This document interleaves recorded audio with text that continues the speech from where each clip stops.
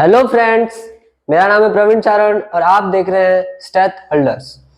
हमारे पिछले वीडियो में हमने देखा था कि कार्डियक आउटपुट क्या होता है, उसके कौन कौन से फैक्टर उसे इफेक्ट करते हैं, उसके पूरे एकदम डिटेल में हमने उसकी स्टडी की थी। आज हम डिस्कस करेंगे कि हार्ट रेट क्या होती है, टेकीकार्डिया क्या होता है, ब्रेडिकार्डिया क्या होता है और किन किन कंडीशंस के अंदर टेकीकार्डिया और ब्रेडिकार्डिया देखने को मिलते हैं। तो ये सब आज के हमारे वीडियो में हम डिस्कस करेंगे। तो चलिए वीडियो को शुरू करते हैं। सबसे पहले देखते हैं कि हार्ट रेट होती क्या है। हार्ट रेट क्या होती है कि हमारा हार्ट 1 मिनट के अंदर कितनी बार पंप करता है या उसके अंदर कितनी बीट जनरेट होती है, उसी को हम कहते हैं हार्ट रेट।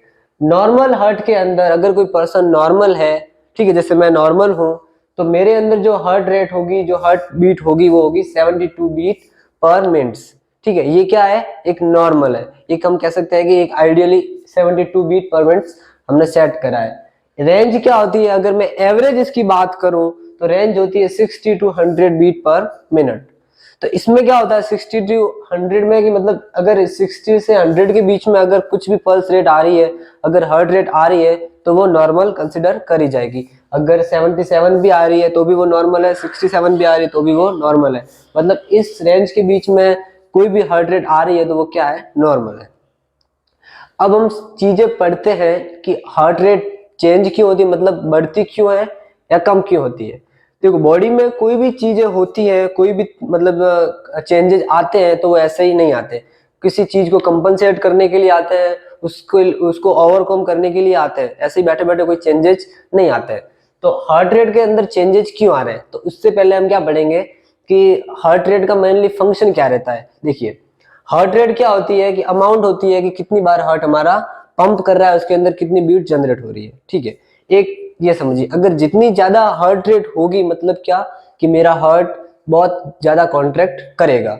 अगर मेरा हार्ट बहुत ज्यादा बार कॉन्ट्रैक्ट करेगा तो जो ब्लड इजेक्ट आउट होगा फ्रॉम द वेंट्रिकल, वो क्या होगा, ज्यादा होगा। और अगर वो ब्लड ज्यादा होगा तो कहीं ना कहीं क्या बढ़ा रहा है, वो कार्डियक आउटपुट बढ़ेगा। क्या बढ़ाएगा, वो कार्डियक आउटपुट बढ़ाएगा। मतलब कि हार्ट रेट को चेंज करने का मतलब दिमाग में कैसे आया, मतलब बॉडी क्यों कर रही है, उसके पीछे का रीजन क्या है, रेशनल क्या है। तो क्या होगा कि जैसे ही हार्ट रेट के अंदर कोई वेरिएशन आएंगे तो क्या होगा, कार्डियक आउटपुट के अंदर वेरिएशन आएंगे। स्ट्रोक वॉल्यूम तो फिक्स रहता है बहुत सी कंडीशन के अंदर, जब तक हार्ट इंटरनली इफेक्ट ना हो, जब तक उसमें हार्ट के अंदर कोई चेंजेस ना आए, तब तक स्ट्रोक वॉल्यूम तो क्या रहता है, नॉर्मल रहता है। वो भी हम आगे डिस्कस करेंगे। तो कार्डियक आउटपुट किससे चेंज होता है, हार्ट रेट से। अगर मैं क्या करूं, हार्ट रेट को कम कर दूं, मैं क्या करूं, अगर हार्ट रेट को कम कर दूं तो मेरा जो कार्डियक आउटपुट होगा वो क्या हो जाएगा, कम हो जाएगा। ठीक है, क्या होगा, अगर मैं हार्ट रेट को कम करूंगा तो मेरा कार्डियक आउटपुट कम हो जाएगा। और अगर मैं हार्ट रेट को बढ़ा दूं तो जो कार्डियक आउटपुट होगा वो क्या हो जाएगा, बढ़ जाएगा। तो यही चेंज रहता है, जैसे ही हार्ट रेट बढ़ती है तो क्या होता है, कार्डियक आउटपुट बढ़ जाता है, और जैसे हार्ट रेट घटती है तो कार्डियक आउटपुट बढ़ जाता है। यही सिग्निफिकेंस है कि नेचर ने हमें क्या मैकेनिज्म दी, जिससे क्या कर सकते हैं, हम हार्ट रेट को बढ़ा भी सकते हैं और कम भी कर सकते हैं। ठीक है, तो ये कंडीशंस में रहती है। देखिए, हार्ट रेट बढ़ती कब है, हार्ट रेट जब बढ़ेगी जब बॉडी को क्या है, ज्यादा ब्लड की नीड है, या फिर क्या है कि सप्लाई कम हो जाती है, तो क्या है, बॉडी को बहुत ज्यादा ब्लड की नीड रहती है। तो उसको फुलफिल करने के लिए हम क्या करते हैं, हार्ट रेट को बढ़ा देते हैं, जिससे क्या होगा, कार्डियक आउटपुट बढ़ेगा और अल्टीमेटली क्या है, परफ्यूजन बढ़ जाएगा, मतलब बॉडी को इजीली ब्लड मिल जाएगा। तो ये तो है हार्ट रेट का फिनोमिना कि हार्ट रेट क्या बढ़ती है। अब देखिए, हमेशा हार्ट रेट बढ़ने से कार्डियक आउटपुट नहीं बढ़ता। ठीक है, क्या बोला मैंने, कि हमेशा हार्ट रेट बढ़ने से कार्डियक आउटपुट नहीं बढ़ता। एक पर्टिकुलर, एक सर्टेन टाइम पीरियड तक ही हार्ट रेट क्या करेगी, कार्डियक आउटपुट को बढ़ाएगी। क्यों नहीं बढ़ाएगी वो हम देखते हैं। क्या होता है कि जैसे जैसे हार्ट रेट बढ़ती है, तो देखिए हार्ट रेट जैसे जैसे बढ़ेगी क्या होगा, क्योंकि 1 मिनट तो फिक्स है। क्या है, 1 मिनट तो फिक्स है। अब 1 मिनट के अंदर पहले कितनी बीट जनरेट हो रही थी, 100 हो रही थी। अब उसके कंपेयर में अब कितनी हो रही है, 200 हो रही है। ठीक है, पहले कोई पर्सन था, उसके अंदर कितनी बीट जनरेट हो रही थी, 100, और अब मैं ले रहा हूँ अब उसमें कितनी हो रही है, 200। तो क्या वो जो टाइम पीरियड है 1 मिनट का, वो तो क्या है, सेम है। बट चेंजेस कहाँ आएंगे, क्योंकि पहले तो क्या हो रहा था कि हार्ट 100 बार बीट कर रहा था, मतलब 100 बार उसके अंदर क्या हो रहा था, कॉन्ट्रैक्शन और रिलैक्सेशन हो रहे थे। बट अब क्या होगा, 200 बार। तो क्या होगा, जो अल्टीमेटली क्या होगा, जो फीलिंग हो रही थी, जो वेंट्रिकल के अंदर जो फीलिंग हो रही थी, जो डायस्टोलिक पीरियड था, वो क्या हो जाएगा, कम हो जाएगा। डायस्टोलिक पीरियड में, डायस्टोलिक इंटरवल मतलब जिस टाइम के अंदर हार्ट क्या कर रहा होता है, रिलैक्स कर रहा होता है और उसके अंदर क्या होगा, फीलिंग हो रही होती है ब्लड की लेफ्ट वेंट्रिकल के अंदर। तो क्या होगा, जैसे जैसे हार्ट रेट बढ़ेगी तो जो फीलिंग टाइम होता है, जो डायस्टोल का जो इंटरवल होता है वो क्या हो जाएगा, कम हो जाएगा। और जब डायस्टोल का इंटरवल कम हो जाएगा तो क्या हो जाएगा, एंड डायस्टोलिक वॉल्यूम कम हो जाएगा। समझिए कैसे होता है, देखिए एक बार कि क्या होगा कि जैसे कोई पर्सन है, यहाँ पे समझ लीजिए, या बोर्ड के वहां नीचे समझ में नहीं आएगा। जैसे क्या होगा कि कोई पर्सन है जिसके अंदर पहले तो नॉर्मली हार्ट क्या कर रहा था, पंप कर रहा था। अब क्या होगा कि ये एट्रिया और ये वेंट्रिकल, ठीक है। अब क्या होगा कि पहले तो कितने बार पंप कर रहा था, 100 टाइम्स। अब कितनी बार पंप कर रहा है, 200 टाइम्स। तो क्या होगा कि जो 1 मिनट है वो तो क्या है, फिक्स है, उसके अंदर तो कोई चेंजेस होने नहीं है। अब 1 मिनट के अंदर पहले 100 टाइम कर रहा था तो एक बीट को जो टाइम मिल रहा था वो थोड़ा ज्यादा था कंपेयर टू अगर हार्ट 200 टाइम कॉन्ट्रैक्ट करेगा, उसके अंदर 200 बीट जनरेट होगी, जो एक बीट को जो टाइम मिलेगा वो क्या हो जाएगा, कम हो जाएगा। तो अगर एक बीट को जो टाइम मिल रहा है वो कम हो जाएगा, मतलब कार्डियक साइकिल की जो ड्यूरेशन है, जो कार्डियक साइकिल का जो ड्यूरेशन है, अगर मान लीजिए कि यहाँ पे कितना था, 0.7 था, तो यहाँ पे ऑब्वियस है कि 0.5 है, इतना कुछ हो जाएगा। तो क्या हो रहा है, अगर हार्ट रेट बढ़ती है, अगर एक लिमिट से ज्यादा हार्ट रेट बढ़ती है तो वो क्या करेगी, कार्डियक साइकिल है उसके टाइम पीरियड को क्या कर देगी, वो कम कर देगी। और अगर कार्डियक साइकिल का टाइम पीरियड कम हो रहा है तो मतलब जो डायस्टोलिक इंटरवल है वो भी क्या हो जाएगा, कम हो जाएगा। क्यों, क्योंकि कार्डियक साइकिल के अंदर ही हम क्या पढ़ते हैं, डायस्टोलिक और सिस्टोलिक इंटरवल पढ़ते हैं। तो अगर कार्डियक साइकिल के अंदर वो टाइम उसका कम हो रहा है तो अल्टीमेटली जो डायस्टोलिक इंटरवल है वो भी क्या होगा, कम होगा। और अगर डायस्टोलिक इंटरवल कम होगा तो जो फीलिंग हो रही थी, जो फीलिंग हो रही थी किसकी, वेंट्रिकल की, वो भी कम हो जाएगी। क्या हो जाएगी, वेंट्रिकल की जो फीलिंग थी वो क्या हो जाएगी, कम हो जाएगी। पहले अगर 120 ml एंड डायस्टोलिक वॉल्यूम था तो वो अब घट के कितना रह जाएगा, 100 ml रह जाएगा। तो ये क्या कॉज करता है, वेंट्रिकुलर फीलिंग को क्या कर देगा, कम कर देगा। और अगर वेंट्रिकुलर फीलिंग कम हो रही है तो क्या, and diastolic volume, and diastolic volume क्या होता है कि जब डायस्टोल एंड की टाइम पे होता है, मतलब जब डायस्टोल का एंड होने वाला है उस टाइम पे जो वेंट्रिकल के अंदर ब्लड का वॉल्यूम परसेंट रहता है उसे हम कहते हैं एंड डायस्टोलिक वॉल्यूम। और ये वॉल्यूम डायरेक्टली प्रोपोर्शनल होता है कार्डियक आउटपुट के। कैसे होता है, क्योंकि जितना ज्यादा एंड डायस्टोलिक वॉल्यूम प्रेजेंट रहेगा उतना ज्यादा क्या करेगा, ब्लड किसके ऊपर फोर्स लगाएगा, मायोकार्डियम के ऊपर। कॉन्ट्रैक्टिलिटी उतनी ज्यादा होगी और उतना ही ज्यादा ब्लड कहाँ जाएगा, आयोटा के अंदर, और जितना ज्यादा ब्लड आयोटा के अंदर जाएगा उतना ही कार्डियक आउटपुट बढ़ेगा। ये इसके बारे में, एंड डायस्टोलिक वॉल्यूम के बारे में, इन सब के बारे में मैंने हमारे पिछले वीडियो जिस कार्डियक आउटपुट में सब कुछ डिस्कस किया है। अगर आपने वो वीडियो नहीं देखा है तो आई बटन में उसका लिंक दे रखा है, आप देख लीजिएगा, ठीक है। तो क्या होता है अल्टीमेटली कि अगर हार्ट रेट बढ़ती है तो डायस्टोलिक इंटरवल कम हो जाता है, वेंट्रिकुलर फीलिंग कम हो जाती है, जिससे क्या होगा, वेंट्रिकुलर फीलिंग कम हो जाएगी तो एंड डायस्टोलिक वॉल्यूम कम हो जाएगा। और एंड डायस्टोलिक वॉल्यूम कम हो रहा है तो अल्टीमेटली क्या इफेक्ट करेगा, वो कार्डियक आउटपुट को। तो ये बात हमेशा याद रखें कि जब भी हार्ट रेट बढ़ती है, मतलब एक लिमिट तक बढ़ती है, तब तक तो वो क्या करेगी, कार्डियक आउटपुट को बढ़ाएगी। अगर एक लिमिट के बाद में भी हार्ट रेट बढ़ रही है कंटिन्यूअसली तो वो कभी भी कार्डियक आउटपुट को नहीं बढ़ाएगी। वो क्या करेगी, डायस्टोलिक इंटरवल को कम कर देगी, वेंट्रिकुलर फीलिंग को कम कर देगी और कार्डियक आउटपुट घट जाएगा। तो ये हमने एक बार वेरिएशन देख लिया। अब बॉडी क्या करती है, जब कंपनसेट करने के लिए एक लिमिट तक ही हार्ट रेट को बढ़ाती है, अगर उससे ज्यादा होगी तो फिर उसको हमें क्या देखने को मिलेंगे, रिवर्स इफेक्ट देखने को मिलेंगे। तो ये तो हमने देख लिया कि हार्ट रेट चेंज की होती है, क्या बॉडी को जरूरत पड़ी, कि क्या हमें जरूरत पड़ी कि हम बाहर से किसी पर्सन की या किसी पेशेंट की हार्ट रेट को चेंज कर रहे हैं। तो क्या जब भी हार्ट रेट चेंज होगी तो क्या होगा, कार्डियक आउटपुट भी चेंज होगा। मतलब कि हम हार्ट रेट को मॉडिफाई करके कार्डियक आउटपुट को भी मॉडिफाई कर सकते हैं। इसीलिए हम क्या करते हैं, हार्ट रेट को चेंज करते हैं, थ्रू द ड्रग्स भी करते हैं और फिजियोलॉजिकली भी हमारी हार्ट रेट चेंज होती रहती है। तो अब देखते हैं कि हार्ट रेट के अंदर चेंजेस कब कब आते हैं, ठीक है। अब क्या देखेंगे हम कि हार्ट रेट के अंदर चेंजेस कब कब आते हैं। देखिए हार्ट रेट के अंदर चेंजेस क्या क्या आ सकते हैं, दो ही पॉसिबिलिटी है, या तो हार्ट रेट क्या हो जाए, बढ़ जाए, या हो जाए कम। तो अगर हार्ट रेट बढ़ रही है 100 बीट पर मिनट से तो उससे हम कहते हैं टकीकार्डिया। क्या कहेंगे, टकीकार्डिया। टकीकार्डिया किसके लिए हम यूज करते हैं, अगर heart rate above 100 beat per minute है तो उससे हम कहेंगे टकीकार्डिया।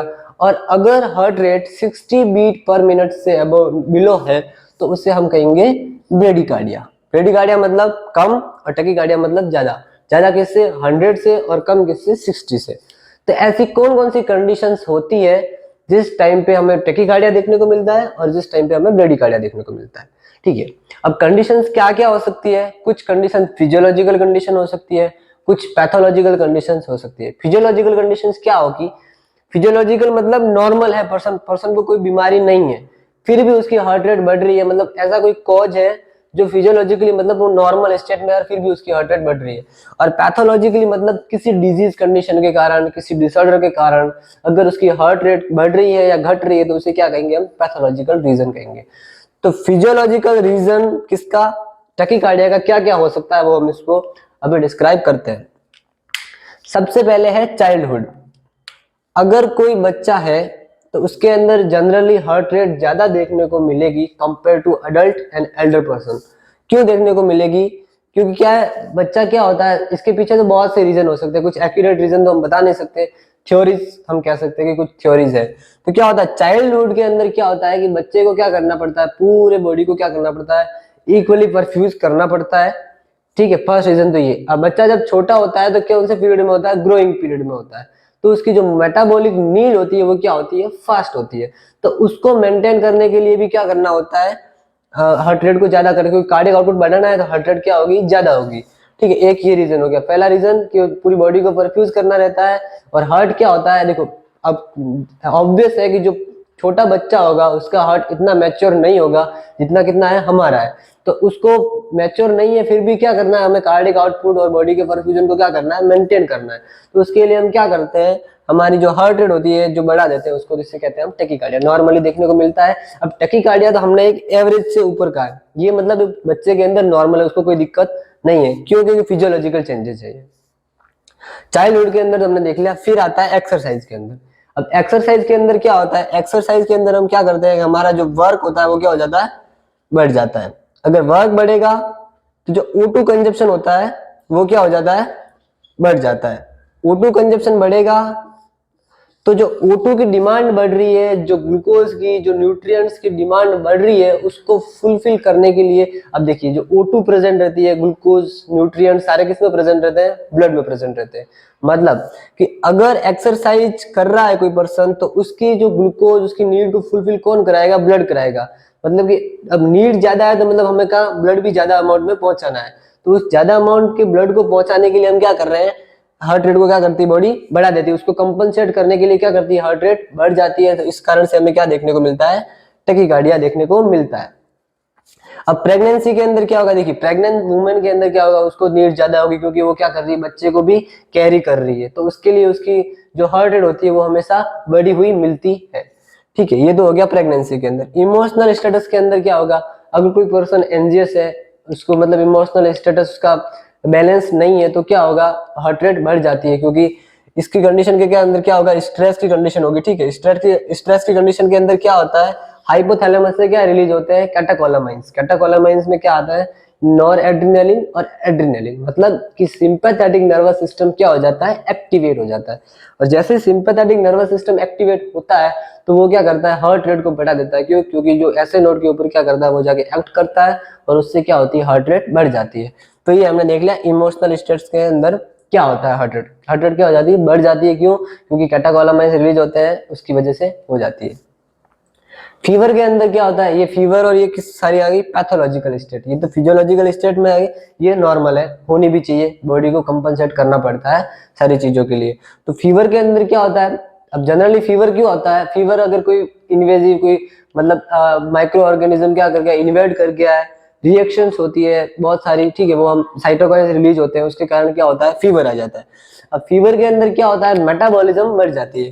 फीवर के अंदर क्या होता है? मेटाबॉलिज्म बढ़ जाती है, और मेटाबॉलिज्म बढ़ती है तो भाई ग्लूकोज की, O2 की डिमांड बढ़ जाती है, और उस डिमांड को मेंटेन करने के लिए हमारी हार्ट रेट भी बढ़ जाती है। तो फीवर के अंदर क्या देखने को मिलती है? मेटाबॉलिज्म इंक्रीज हो जाती है, उसके कारण हार्ट रेट भी बढ़ जाती है।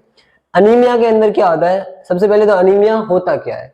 अनीमिया के अंदर क्या होता है कि जो आरबीसी का मास होता है, देखो एकदम आइडियल डेफिनेशन तो ये है कि आरबीसी का मास जब कम हो जाता है तो उस कंडीशन को हम कहते हैं अनीमिया।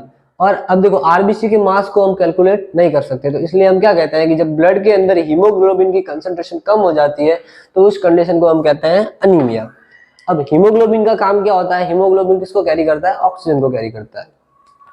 अब क्या हुआ, हीमोग्लोबिन की कंसंट्रेशन क्या है, कम है, मतलब क्या है, हीमोग्लोबिन की कंसंट्रेशन कम है, तो जो O2 जो कैरी होगी वो भी क्या होगी, कम होगी, O2 कैरी होगी वो भी कम होगी। अब मेरी नॉर्मल फंक्शनिंग को मेंटेन करने के लिए मुझे क्या करना पड़ेगा, टकीकार्डिया कॉज कराना पड़ेगा। क्यों, क्योंकि उसकी वजह से क्या होगा, बहुत ज्यादा अमाउंट के अंदर ब्लड जाएगा, बहुत ज्यादा कार्डियक आउटपुट बढ़ जाएगा मेरा, और उससे क्या होगा, जो मेरी O2 की जो डिमांड थी वो क्या हो जाएगी, फुलफिल हो जाएगी। क्योंकि देखिए कोई पेशेंट है, कोई पर्सन है जो एनीमिया के साथ में आया है, अगर उसको कोई वर्क करना है तो वो नॉर्मल के कंपेयर में तो उसको O2 कम मिल रही है, तो उस O2 को कंपनसेट करने के लिए क्या कॉज होता है, टकीकार्डिया उसके अंदर देखने को हमें मिलता है।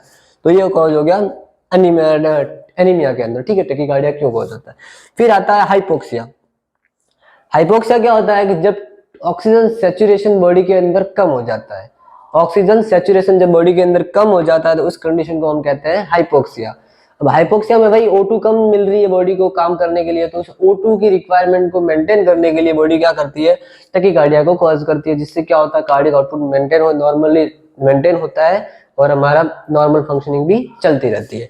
तो ये कॉज हो गया हाइपोक्सिया। हाइपोक्सिया में क्यों टकीकार्डिया देखने को मिलता है। अब हो गया हाइपरकैप्निया।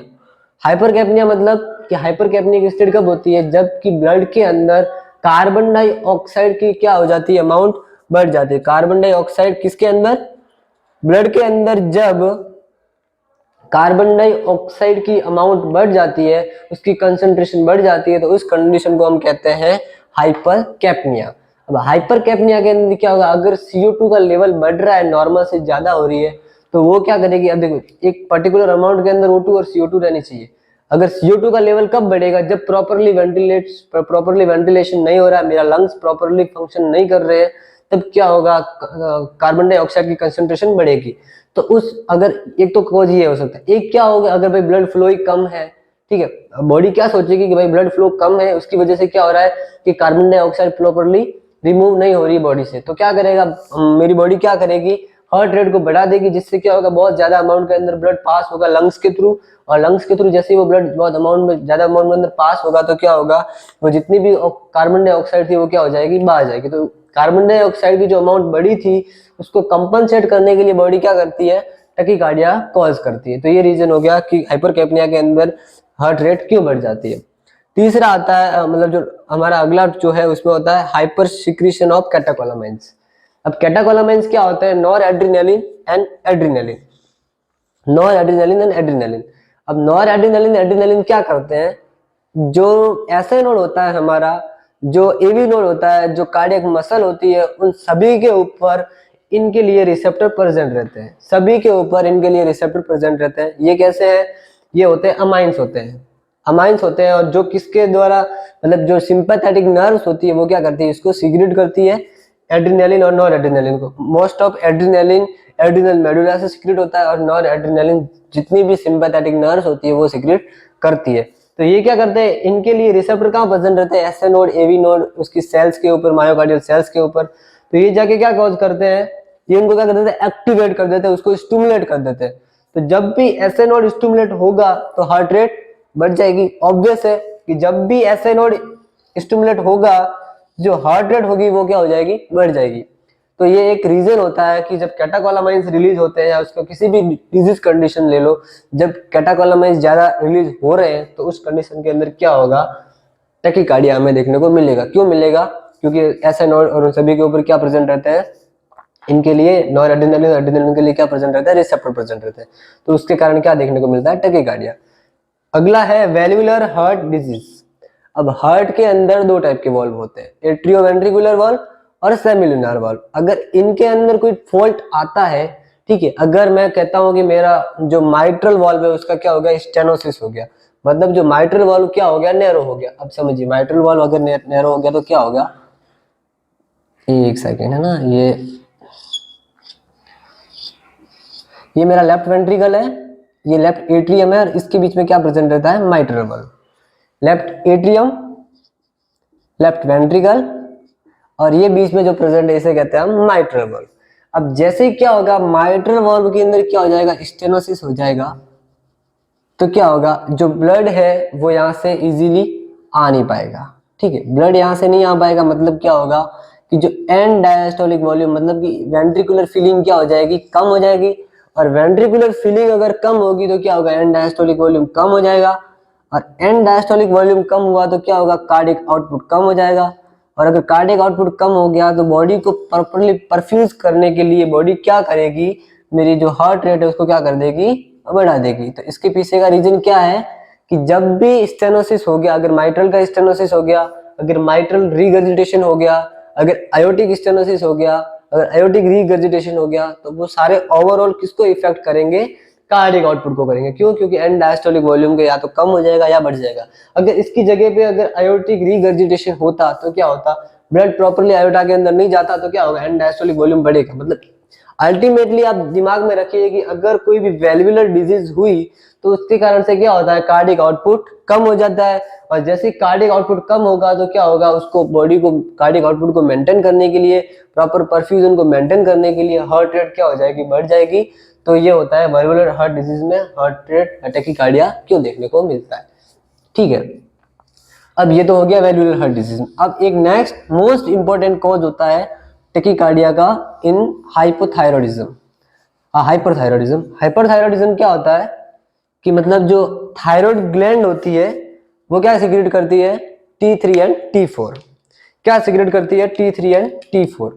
अब T3 और T4 का क्या काम होता है, वो क्या करते हैं, मेटाबॉलिज्म के अंदर उनका बहुत ज्यादा रोल रहता है। ग्लूकोज की, फैट की, प्रोटीन की मेटाबॉलिज्म के अंदर T3 और T4 का क्या रहता है, रोल रहता है। T3 एंड T4 जिसे हम कहते हैं थायरोक्सिन या थायराइड हार्मोन कहते हैं। तो इनका सबसे ज्यादा रोल किसमें रहता है, मेटाबॉलिज्म में। अगर T3 और T4 का लेवल बढ़ गया तो क्या होगा, मेटाबॉलिज्म बढ़ जाएगी। अगर मेटाबॉलिज्म बढ़ गई तो जो मेरा O2 कंजप्शन होगा वो भी क्या हो जाएगा, बढ़ जाएगा। O2 कंजप्शन बढ़ेगा। ठीक है, अगर O2 कंजप्शन बढ़ेगा मतलब कि O2 की बॉडी के अंदर कमी होगी, मतलब थोड़ी कमी होगी। हाइपोक्सिया तो नहीं होगा क्योंकि वो काउंटर कर लेती है, हमें हाइपोक्सिया नहीं दिखेगा, काउंटर कर लेती है। क्योंकि जैसे O2 की कंजप्शन बढ़ेगा मतलब क्या करना है, मुझे O2 को वापस उसकी रिक्वायरमेंट को क्या करना है, फिल करना है, फुलफिल करना है। तो उसके लिए क्या होगा, बॉडी क्या कर देगी, हार्ट रेट को क्या कर देगी, बढ़ा देगी। एक तो कॉज होता है ये कि क्या होगा, T3 और T4 बढ़े तो क्या हुआ, हर जो मेटाबॉलिज्म थी वो बढ़ गई। अगर मेटाबॉलिज्म बढ़ गई तो मेटाबॉलिज्म कब होती है, जब ऑक्सीजन प्रेजेंट रहती है, क्योंकि हम एरोबिक है, एनारोबिक नहीं है बैक्टीरिया जैसे। तो क्या होगा, O2 का कंजप्शन बढ़ जाएगा। और इस O2 के कंजप्शन को या O2 की सप्लाई को मेंटेन करने के लिए हार्ट रेट क्या हो जाती है, बढ़ जाती है। और हार्ट रेट क्या करेगी, वापस वो कार्डियक आउटपुट और वही सेम थिंग है। तो ये सब एक तो कॉज होता है कि मेटाबॉलिज्म बढ़ती है, इसके कारण से क्या होता है, जो हार्ट रेट होती है वो बढ़ती है। दूसरा कॉज क्या होता है, दूसरा कॉज बहुत अच्छा कॉज है, वो मतलब हर किसी को पता भी नहीं होता है और वो आपके लिए जानना अच्छा रहेगा कि क्या होता है। जैसे T3 एंड T4 का लेवल क्या होता है, बढ़ता है। जैसे T3 और T4 का लेवल बढ़ता है तो क्या होता है, जो ऐसे नोड होते हैं, जो कार्डियक मसल होती है, जो AV नोड होते हैं, उनके अंदर जो रिसेप्टर होते हैं, किनके लिए, जो रिसेप्टर प्रेजेंट रहते हैं कहाँ पे, ऐसे नोड पे, AV नोड पे और मसल पे। रिसेप्टर किसके लिए, कैटेकोलामाइंस मतलब नॉर एड्रिनलिन और एड्रिनलिन के लिए। जो रिसेप्टर प्रेजेंट रहते हैं नॉर एड्रिनलिन मतलब जो सिंपैथेटिक नर्वस सिस्टम के लिए जो रिसेप्टर प्रेजेंट रहते हैं कहाँ पे, हार्ट के ऊपर, वो क्या हो जाते हैं, बढ़ जाते हैं। मतलब समझे, अगर T3 और T4 की कंसंट्रेशन बढ़ती है ब्लड के अंदर तो वो क्या करेंगे, जो ऐसे नोड है, जो अपना AV नोड है, जो मसल है, वहां पे जाएंगे। वहां पे जाने के बाद क्या करेंगे, जो ऐसे नोड के ऊपर जो रिसेप्टर होता है किसके लिए, कैटेकोलामाइंस के लिए। अब देखिए एक कंडीशन लेता हूं मैं जिसके अंदर क्या है, नॉर्मल है, ये ऐसे नोड की कोई सेल ले ली मैंने और इसके अंदर क्या है, नॉर्मल T3 और T4 है। तो मतलब एक नॉर्मल अमाउंट के अंदर सिंपैथेटिक रिसेप्टर प्रेजेंट रहेंगे। अब जैसे ही क्या हुआ कि T3 और T4 की कंसंट्रेशन बढ़ी तो वो क्या, इन्होंने क्या किया, इनको एक्टिवेट किया। यहाँ पे बहुत सारी मैकेनिज्म होती है, प्रोटीन काइनेज वगैरह बनते हैं, वो इतना झमेले में नहीं पढ़ना, वो बायोकेमिस्ट्री का टॉपिक आ जाता है। तो क्या होगा, जैसे ही यहाँ पे T3 और T4 आए, उन्होंने क्या किया, जो ये ऐसे सिंपैथेटिक नर्वस सिस्टम के लिए जो भी रिसेप्टर थे उनके क्या अमाउंट को क्या कर दिया, बढ़ा दिया। मतलब पहले अगर 5 थे तो अब क्या हो गए, 10 हो गए। एक समझिए ना, 5-10 का कोई सीन नहीं है, मतलब पहले अगर 5 थे नॉर्मल कंडीशन के अंदर तो अब क्या हो गए, 10 हो गए। ठीक है, तो एक काम क्या किया इन्होंने, T3 और T4 ने क्या किया, सिंपैथेटिक नर्वस सिस्टम के लिए जो रिसेप्टर थे उनको क्या कर दिया, बढ़ा दिया। तो अब जैसे सिंपैथेटिक नर्वस सिस्टम के लिए रिसेप्टर बढ़ेंगे, जो नॉर एड्रेनालिन और एड्रेनालिन प्रेजेंट थे वो क्या करेंगे, इसको बहुत ज्यादा स्टिमुलेट करेंगे। क्यों? क्योंकि जो सिंपैथेटिक सप्लाई है वो तो क्या है, नॉर्मल है। अब रिसेप्टर बढ़ गए तो वो क्या करेंगे, एक्ट ज्यादा फास्ट तरीके से करेंगे। अब जैसे ही इसको ये नॉर एड्रेनालिन मतलब ये क्या करेंगे, स्टिमुलेट करेंगे, और जैसे ही एसए नोड और एवी नोड सारे स्टिमुलेट होंगे तो अल्टीमेटली क्या होगा, जैसे अब एसए नोड स्टिमुलेट हुआ तो क्या होगा, हार्ट रेट तो ऑब्वियस है बढ़नी है, तो इस वजह से क्या होता है, हार्ट रेट बढ़ जाती है। क्यों बढ़ती है? क्योंकि जो रिसेप्टर होता है सिंपैथेटिक नर्वस सिस्टम के लिए, जो कैटेकोलामाइंस के लिए जो रिसेप्टर होते हैं वो क्या हो जाते हैं, बढ़ जाते हैं। और उनके बढ़ने के कारण क्या होता है, जो प्रेजेंट होता है एड्रेनालिन और नॉर एड्रेनालिन वो क्या करते हैं, मोर रैपिडली एक्ट करते हैं एसए नोड के ऊपर, और उसकी वजह से क्या होता है, हार्ट रेट बढ़ जाती है। तो ये दो कॉज देखने को मिलते हैं जब हाइपरथायराइडिज्म होता है, तो हमें क्या देखने को मिलेगा, हार्ट रेट क्या इंक्रीज देखने को मिलेगी। अगर इसके रिवर्स में अगर हाइपोथायराइडिज्म होता है तो इसका उल्टा होगा, सिंपैथेटिक नर्वस सिस्टम के लिए रिसेप्टर होंगे वो कम हो जाएंगे और अल्टीमेटली क्या होगा, हार्ट रेट क्या हो जाएगी, कम हो जाएगी। तो ये एक दोनों का उल्टा है, अगर हाइपर में बढ़ रहे हैं रिसेप्टर तो हाइपो में कम हो जाएंगे। अगर हाइपर के अंदर टैकीकार्डिया हो रहा है तो हाइपो के अंदर ब्रेडिकार्डिया होगा। तो ये हमने ये मल्टीपल कॉज देख लिए कि किन किन कारण से हमें हाइपर टैकीकार्डिया देखने को मिलता है। अब हम बात करते हैं कि हमें ब्रेडिकार्डिया कब कब देखने को मिलेगा। क्या? ब्रेडिकार्डिया। अब ब्रेडिकार्डिया क्या होता है कि जब हमारी पल्स रेट या जब हमारी heart rate 60 beat per minute से कम हो जाए तो उस कंडीशन को हम कहते हैं ब्रेडिकार्डिया। क्या कहते हैं उस कंडीशन को? हम ब्रेडिकार्डिया कहते हैं। अब ब्रेडिकार्डिया कब कब हमें देखने को मिलता है वो हम देखते हैं। तो सबसे पहले हम देखते हैं फिजियोलॉजिकली जब स्लीप मतलब जब हम सो रहे होते हैं उस टाइम हमारी हार्ट रेट कम हो जाती है। तो क्यों होती है? क्योंकि जब हम सो रहे होते हैं तो जब हमारी मेटाबॉलिज्म होती है वो क्या हो जाती है, कम हो जाती है। ठीक है, हमें मतलब अगर हम कंपैरेटिवली अगर हम सो रहे हैं और दूसरे हाथ में हम क्या दूसरे मतलब जगह क्या हम एक्सरसाइज कर रहे हैं तो हमें ब्लड की ज्यादा नीड कहाँ होगी, जब एक्सरसाइज के अंदर। अगर हम सो रहे हैं तो हमें ज्यादा कोई वर्क कर नहीं रहे तो हमारी मेटाबॉलिज्म क्या हो जाएगी, स्लो डाउन हो जाएगी।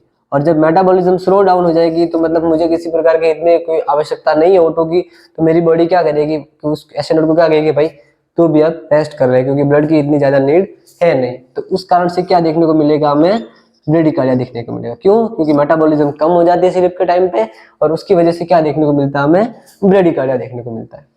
दूसरा है एथलेटिक हार्ट। अब एथलेटिक हार्ट क्या होता है वो एक अच्छे से समझिए। बहुत जनों को ये पता नहीं होता है कि बस खाली कहते हैं कि एथलेटिक्स होते हैं उनके अंदर क्या होती है, हार्ट रेट कम देखने को मिलती है। अब क्यों मिलती है वो देखिए, उनका रीजन क्या होता है उसके पीछे का। एथलेटिक कौन होते हैं? जो स्टार्टिंग से बहुत ज्यादा हार्ड वर्क करते हैं, मतलब जो बहुत ट्रैक पे लंबे लंबे दौड़ते हैं, तो उनको क्या मतलब स्टार्टिंग से उनका बॉडी उनकी जो हार्ट है वो उस प्रकार से मॉडिफाई हो जाता है कि वो नॉर्मल परफ्यूजन को तो मेंटेन कर देता है। एक देखिए, बहुत ज्यादा एक्सरसाइज करते हैं तो हार्ट को क्या हो जाती है, हैबिट हो जाती है, मतलब कि वो रेगुलर अगर कर रहा है तो जो हार्ट के जो चैम्बर होते हैं वो क्या हो जाते हैं, बढ़ जाते हैं। उनके अंदर क्या हो जाता है, डायलेशन हो जाता है, उसका एंड डायस्टोलिक वॉल्यूम बढ़ जाता है क्योंकि रेगुलर उसके रूटीन में आ गया है। तो जो एंड डायस्टोलिक वॉल्यूम बढ़ जाएगा, एंड डायस्टोलिक वॉल्यूम बढ़ेगा तो मतलब कार्डियक आउटपुट भी बढ़ जाएगा।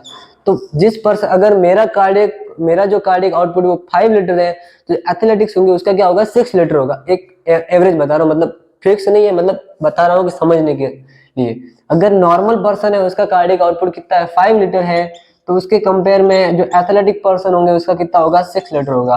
क्यों होगा? क्योंकि उसके रूटीन में आ चुका है, वो रोज दौड़ता है, रोज कसरत करता है, तो उसका हार्ट अब अल्टीमेटली बिना कुछ ऑर्डर के ज्यादा कार्डियक आउटपुट निकाल रहा है। तो अब ज्यादा कार्डियक आउटपुट निकाल रहा है और मुझे इतनी जरूरत नहीं है। अगर कोई एथलेटिक्स है वो सिंपली अब रेस्ट कंडीशन में वो बैठा है फिर भी उसका हार्ट तो वही मॉडिफाई हो चुका है तो वो इतना करता रहेगा। बॉडी को क्या करना है, इतना नहीं चाहिए, तो बॉडी को क्या करना है, कम करना है कार्डियक आउटपुट। तो बॉडी क्या करेगी, मेरी हार्ट रेट को क्या कर देगी, जो एथलेटिक है उसकी हार्ट रेट को क्या कर देगी, कम कर देगी। तो ये उसके पीछे का रीजन होता है कि एथलेटिक्स के अंदर हार्ट रेट क्यों बढ़ी हुई होती है।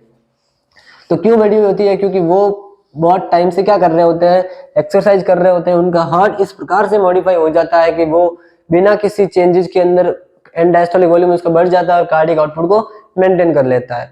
तो अगर कार्डियक आउटपुट प्रॉपर्ली मेंटेन हो रहा है, अगर उससे नॉर्मल कंडीशन से ज्यादा ही कर रहा है वो, तो अब उसको कम करने के लिए क्या होता है, मेरा जो हार्ट रेट होती है वो क्या हो जाती है, कम हो जाती है। तो ये एथलेटिक्स के अंदर देखने को मिल गया। अब दूसरी कंडीशन थी अब ये सारी अब आ जाती है पैथोलॉजिकल कंडीशन। ये थी फिजियोलॉजिकल, ये आ गई पैथोलॉजिकल, और ये कोई ड्रग्स लेते हैं तो उसके कारण। अब पैथोलॉजिकल में क्या हो गया, हाइपोथर्मिया।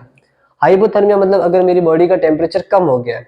देखिए, अगर बॉडी का टेम्परेचर कम हुआ है तो वो किस कारण से हुआ है, बॉडी का टेम्परेचर मेंटेन कौन करता है, मेटाबॉलिज्म से होता है। अगर जितनी ज्यादा मेटाबॉलिज्म होगी तो उतनी ज्यादा हीट प्रोड्यूस होगी, और जितनी ज्यादा हीट प्रोड्यूस होगी तो उतना ज्यादा बॉडी का कोर टेम्परेचर होगा। अगर हाइपोथर्मिया है मतलब मेटाबॉलिज्म क्या हुई है, कम हुई है। हाइपोथर्मिया है तो मतलब मेटाबॉलिज्म क्या हुई है, कम हुई है। तो मेटाबॉलिज्म अगर कम हो रही है तो क्या होगा, जो बॉडी का जो कोर टेम्परेचर होगा वो क्या हो जाएगा, कम हो जाएगा। मेटाबॉलिज्म क्या हुई, स्लो डाउन हुई, तो जो टेम्परेचर था वो क्या हुआ, कम हुआ। क्यों, क्योंकि हीट तो प्रोड्यूस हुई नहीं हुई। तो हाइपोथर्मिया के अंदर क्या होता है, मेटाबॉलिज्म कम हो जाती है, टेम्परेचर कम होता है। तो उसके लिए मतलब अब टेम्परेचर कम क्यों हुआ, मेटाबॉलिज्म कम क्यों हुई, क्योंकि हार्ट रेट कम होगी। देखिए, अगर हाइपोथर्मिया हो गया है किसी पर्सन को तो उसको काउंटर करने के लिए क्या होगी, हार्ट रेट बढ़ाएगी। अब हम कब पढ़ रहे हैं, जब हाइपोथर्मिया हो रहा है, ठीक है, हाइपोथर्मिया हो रहा है उस कंडीशन की बात कर रहे हैं। जब हाइपोथर्मिया होगा तो क्या होगी, मेरी बॉडी को क्या है, होमियोस्टेसिस पसंद है। होमियोस्टेसिस पसंद है मतलब कि बैलेंस स्टेज के अंदर ही हमेशा रहना चाहिए। अगर हाइपोथर्मिया हुआ तो हमें तो क्या चाहिए, बॉडी का टेम्परेचर एकदम नॉर्मल चाहिए, 37 चाहिए तो 37 चाहिए। तो बॉडी क्या करेगी, अगर हाइपोथर्मिया हो गया है तो हाइपोथर्मिया किसकी वजह से हुआ, क्या पता, मुझे नहीं पता एक्चुअल कॉज क्या हुआ। या तो क्या O2 कम हुई, या हार्ट रेट के अंदर कोई मतलब हार्ट के अंदर कोई अल्ट्रेशन आ गए, एसिड का कोई फंक्शन प्रॉपर्ली नहीं है, प्रॉपर परफ्यूजन नहीं हो रहा है, कोई एथेरोस्क्लेरोसिस, आर्टेरियोस्क्लेरोसिस, बहुत से फंक्शन हो सकते हैं। तो मैं एक आइडिया लगाता हूँ कि अगर मेरा हार्ट रेट के कारण, अगर मेरी हार्ट रेट कम हुई तो हार्ट रेट कम हुई तो क्या, ऑक्सीजन कम मिलेगी, न्यूट्रिएंट्स कम मिलेंगे, तो क्या होगी, मेटाबॉलिज्म कम हो जाएगी, और मेटाबॉलिज्म कम हुई तो हीट कम प्रोड्यूस होगी और टेम्परेचर ऑटोमेटिकली कम हो जाएगा। तो ये तो हुआ हाइपोथर्मिया की कंडीशन के अंदर। अब हाइपोथर्मिया को ओवरकम करने के लिए क्या होगा, जो मेरी हार्ट रेट होगी वो बढ़ जाएगी, और वो सारा उसका उल्टा होगा। तो हाइपोथर्मिया में क्या होगा, मेटाबॉलिज्म कम, और उससे क्या टेम्परेचर कम हो जाता है। नेक्स्ट आती है हाइपोथायरॉयडिज्म। हाइपोथायरॉयडिज्म में वही सेम जो पहले हमने पढ़ा कि हाइपोथायरॉयडिज्म में क्या होता है, जो रिसेप्टर होते हैं वो बढ़ जाते हैं और मेटाबॉलिज्म बढ़ जाती है, इसके कारण से क्या होती है, हार्ट रेट बढ़ती है। तो इसमें उसी का उल्टा हाइपोथायरॉयडिज्म में क्या होगा, सिंपैथेटिक नर्वस सिस्टम के लिए रिसेप्टर होते हैं वो क्या हो जाते हैं, कम हो जाते हैं, और मेटाबॉलिज्म क्या हो जाती है, कम हो जाती है। तो इसकी वजह से हमें क्या देखने को मिलता है, ब्रेडिकार्डिया। क्यों देखने को मिलता है ब्रेडिकार्डिया, एक तो मेटाबॉलिज्म कम हो जाती है, और दूसरा जो रिसेप्टर होते हैं कैटेकोलामाइंस के लिए वो क्या हो जाता है, कम हो जाते हैं। तो इसकी वजह से क्या देखने को मिलता है, ब्रेडिकार्डिया। अब कोई कंजेनाइटल हार्ट डिजीज है तो उसकी वजह से क्या देखने को मिलेगा, ब्रेडिकार्डिया। कंजेनाइटल मतलब जो जन्म से ही है, अगर कोई बच्चा है उसके अंदर कोई जन्म से ही कोई डिजीज है तो उसकी वजह से क्या देखने को मिलेगा, हमें ब्रेडिकार्डिया देखने को मिलेगा। कंजेनाइटल डिजीज बहुत होती है, atrial septal defect, ventricular septal defect, बहुत सारी पीडीए, वो एटसेट्रा, वो हम पैथोलॉजी में डिस्कस करेंगे। तो इसके कारण क्या होता है, ब्रेडिकार्डिया हमें देखने को मिलता है। अब हम बात करते हैं ड्रग्स की। कुछ ऐसी ड्रग्स होती है जिनके कारण हमें क्या देखने को मिलता है, ब्रेडिकार्डिया देखने को मिलता है। तो क्या, बीटा ब्लॉकर्स। अब बीटा ब्लॉकर्स क्या करते हैं, बीटा ब्लॉकर्स मतलब बीटा ब्लॉकर्स क्या होते हैं, जो सिंपैथेटिक नर्वस सिस्टम के दो टाइप के रिसेप्टर होते हैं, अल्फा और बीटा। सिंपैथेटिक नर्वस सिस्टम मतलब जो कैटेकोलामाइंस के थ्रू होता है, क्या कहते हैं, कैटेकोलामाइंस के थ्रू चलता है। तो उस रिसेप्टर कौन कौन से होते हैं, अल्फा और बीटा। अगर इनको मैं बीटा ब्लॉकर्स मतलब जो बीटा रिसेप्टर है सिंपैथेटिक नर्वस सिस्टम के लिए, उसको क्या कर दिया मैंने, ब्लॉक कर दिया। तो अगर बीटा रिसेप्टर ब्लॉक हो गया तो क्या होगा, जो सिंपैथेटिक नर्वस सिस्टम जो स्टिमुलेशन दे रहा था ऐसे नोड को, वो क्या हो जाएगा, कम हो जाएगा। मतलब क्या होगा, जो ऐसे नोड हो जाएगा वो क्या हो जाएगा, डिप्रेस हो जाएगा, इनहिबिट हो जाएगा। जो ऐसे नोड की जो एक्टिविटी होगी वो क्या हो जाएगी, इनहिबिट हो जाएगी। और अगर ऐसे नोड की एक्टिविटी इनहिबिट होगी तो वो क्या होगा, हार्ट रेट को क्या कर देगी, कम कर देगी। ऑलराइट, समझ में आया। क्या होता है कि जब ऐसे नोड डिप्रेस हो गया, इनहिबिट हो गया, तो हार्ट रेट कम हो जाएगी। ऐसे नोड डिप्रेस क्यों हो रहा है, क्योंकि जो बीटा रिसेप्टर थे वो तो उनको तो किसी ने ड्रग्स ने आके क्या कर दिया, ब्लॉक कर दिया। तो जो एक्चुअल स्टिमुलेशन आ रहा था कैटेकोलामाइंस के थ्रू, वो क्या इन रिसेप्टर को क्या नहीं कर पाया, एक्टिवेट ही नहीं कर पाया। मतलब अल्टीमेटली क्या ऐसे नोड को एक्टिवेट कर ही नहीं पाया, और उसकी वजह से हमें क्या देखने को मिल गया, क्या देखने को मिला, हार्ट रेट क्या हुई, डिक्रीज हुई, जिसे हम क्या कहते हैं, ब्रेडिकार्डिया। और कैल्शियम चैनल ब्लॉकर क्या होते हैं ये भी समझ लीजिए। अब कैल्शियम चैनल ब्लॉकर क्या करेंगे, बीटा ब्लॉकर तो समझ में आ गया कि भाई ऐसे नोड के ऊपर बीटा रिसेप्टर प्रेजेंट रहते हैं, एबी नोड के ऊपर प्रेजेंट रहते हैं, तो क्या होगा, जब भी ये बीटा ब्लॉकर देंगे तो वो रिसेप्टर ब्लॉक हो जाएंगे, कंडक्शन सही से हो नहीं पाएगा, ऐसे नोड सही से काम करेगा नहीं, और उसकी वजह से क्या होगा, हमें हार्ट रेट कम देखने को मिलेगी। अब क्या होता है in the condition of calcium channel blocker, calcium channel blocker क्या करते हैं, जो अपना एबी नोड होता है, कौन सा नोड, एबी नोड। अब एबी नोड का क्या काम होता है, जो ऐसे नोड जो इंपल्स जनरेट करता है उसको वो ट्रांसफर करता है बंडल ब्रांच में, bundle of hedge and पुरकिंजे fibre. मतलब कि जो एट्रिया से जो इंपल्स आए ऐसे नोड के थ्रू, जो ऐसे नोड ने इंपल्स जनरेट किए वो एट्रिया में आए इंटरएट्रियल फाइबर के थ्रू, और वहां से कहाँ गए, वेंट्रिकल्स के अंदर। तो ये क्या करता है, उन इंपल्स को पास करने का काम करता है। अब जो एबी नोड होता है वो स्लो कंडक्टिंग होता है, क्योंकि इनके अंदर ऐसा अरेंजमेंट होता है सेल्स का, जिसकी वजह से क्या होता है, एबी नोड क्या होता है, स्लो कंडक्टिंग होता है। ठीक है, एबी नोड स्लो कंडक्टिंग होता है। अगर मैं क्या करूं, कैल्शियम चैनल ब्लॉकर दे दूं तो क्या होगा, एबी नोड का जो कंडक्शन होगा, देखिए मोस्ट ऑफ जब हमने पढ़ा था कि कार्डियक ऐसे नोड और कार्डियक मसल कैसे फंक्शनिंग करती है, वो हमने पिछले वीडियो में हमारे बात करी थी कि वो क्या करती है, कैल्शियम चैनल, पोटेशियम चैनल, इन सब का बहुत ज्यादा रोल रहता है। जब कैल्शियम का जब इन्फ्लक्स होता है तभी जाके वो क्या होती है, एक्टिवेट होती है मसल्स एंड ये जो नोडल सेल्स होती है वो। अगर मैं क्या करूं, इन कैल्शियम चैनल को ही क्या कर दूं, ब्लॉक कर दूं, जो कैल्शियम का इन्फ्लक्स हो पाएगा, नहीं हो पाएगा। अगर कैल्शियम का इन्फ्लक्स नहीं होगा तो क्या होगा, जो वेव जो कंडक्शन हो रहा था वो प्रॉपरली नहीं होगा। मतलब कि जो ऐसे नोड जो इंपल्स जनरेट कर रहा है, क्या ऐसे नोड तो इंपल्स जनरेट कर रहा है, पर क्या होगा कि जो एबी नोड होगा वो उसको क्या करेगा, रेस्पॉन्स ही नहीं कर पाएगा। क्यों, क्योंकि उसके अंदर कैल्शियम का इन्फ्लक्स हो ही नहीं रहा है। ठीक है, तो उसकी वजह से क्या होगा, कंडक्शन कम हो जाएगा, और कंडक्शन कम हुआ मतलब अल्टीमेटली जो हमारा जो वेंट्रिकुलर कॉन्ट्रैक्शन होने चाहिए वो नहीं होंगे, और उसकी वजह से क्या होगा, कॉन्ट्रैक्टिलिटी कम हो जाएगी, और कॉन्ट्रैक्टिलिटी कम हुई तो क्या होगा, जो कार्डियक आउटपुट होगा वो क्या हो जाएगा, कम हो जाएगा। तो वही उसी की वजह से क्या हमने देखने को मिलता है, ब्रेडिकार्डिया देखने को मिलता है। और ये जरूरी नहीं है कि calcium channel blocker AB node को इफेक्ट करे, मोस्टली एबी नोड को इफेक्ट करते हैं, बट ऐसे नोड को भी करते हैं, क्योंकि ऐसे नोड भी एक क्या है, नोडल सेल्स होती है, उसके अंदर भी हमें जरूरी होता है कि कैल्शियम का इन्फ्लक्स हो, उसी की वजह से डीपोलराइजेशन होता है, उसी की वजह से सारी मैकेनिज्म चलती है। तो ये था ओवरऑल सारे फैक्टर्स, मैंने एक एक फैक्टर को अच्छे से डिस्क्राइब किया कि क्या ये सारे फैक्टर कैसे इफेक्ट करते हैं। मोस्ट ऑफ द टीचर्स क्या करते हैं कि इन फैक्टर को खाली बताते हैं कि स्लीप में होता है, ये होता है, तो मतलब वो पूरा डिस्क्राइब नहीं करते हैं। तो वो क्या, एक जब तक हमें कोई भी चीज का कारण पता नहीं चलता तब तक दिमाग के अंदर क्वेश्चन रहता है कि भाई ऐसा क्यों हुआ, क्यों हुआ। तो मैंने सारे रीजन के साथ में आपको बता दिया है। ठीक है, तो आज तो मैं यहीं पे विराम लेता हूँ। अगर हम अगले हमारे नेक्स्ट वीडियो में बताऊंगा कि हार्ट रेट को कंट्रोल कैसे करते हैं। ये तो हमने देखा कि हार्ट रेट किन कंडीशन में बढ़ती है, किन कंडीशन में कम होती है। अब हमारे नेक्स्ट वीडियो में हम देखेंगे कि क्या मैकेनिज्म रहती है बॉडी के अंदर, कौन से ऐसे मतलब मैकेनिज्म क्या रहती है, कौन सी ऐसी प्रोसेस रहती है जिसके कारण क्या होता है, कभी तो हार्ट रेट बढ़ती है, कभी क्या होती है, कम होती है। तो वो सारी प्रोसेस हम हमारे नेक्स्ट वीडियो में पढ़ेंगे। अगर आपको हमारा वीडियो पसंद आया हो तो लाइक कीजिए, चैनल को सब्सक्राइब कीजिए और आगे शेयर कीजिए। अगर कोई भी समस्या हो वीडियो से रिलेटेड, अगर आपका कोई भी क्वेश्चन हो तो प्लीज कमेंट सेक्शन में जरूर मेंशन कीजिएगा।